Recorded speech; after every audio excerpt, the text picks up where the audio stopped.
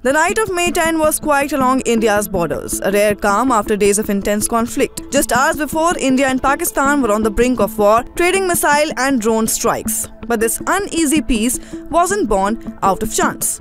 It came after India launched a bold and precise counter-terror mission called Operation Sindoor. In the days since, one question echoes across the country. What did Operation Sindoor really achieve? So let me take you through the details of this military operation that changed the rules of the game. Let's first talk about the key details of Operation Sindoor. On May 7, India launched Operation Sindoor, a highly coordinated military strike targeting terror infrastructure in Pakistan and Pakistan-occupied Kashmir. The operation was initiated in response to ongoing cross-border terrorism and aimed to dismantle known terrorist hubs. Indian forces hit 9 terror training camps, including major targets like Jaish-e-Mohammed's headquarters in Bahawalpur and Lashkar-e-Taiba's base in Muridke. So what was the impact? Well, the strikes resulted in the death of over 100 terrorists, including high-value individuals linked to the 1999 IC-814 hijacking and the 2019 Pulwama terror attack. Among those reportedly eliminated were Yusuf Azhar, Abdul Malik Rauf and Mudassir Ahmed. Jaish-e-Mohammed founder Masood Azhar himself admitted to losing 10 family members in the strikes.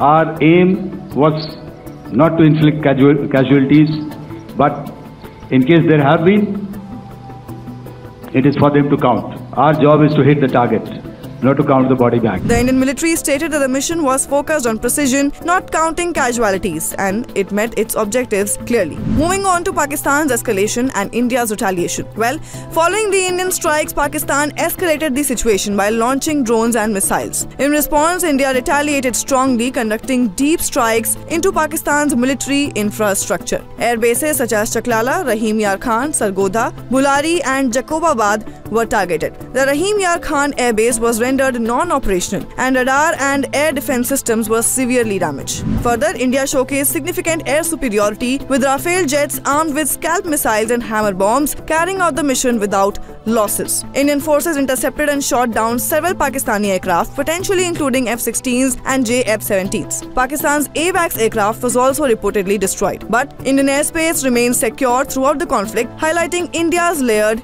air defense. Overall, Operation Sindoor sent a strong message to both terrorists and state sponsors of terror. It disrupted terror networks, demonstrated India's military edge, and showed that India is willing to act swiftly and forcefully when provoked. The statement "Ghus ke marenge" summed up India's new posture: proactive and unforgiving.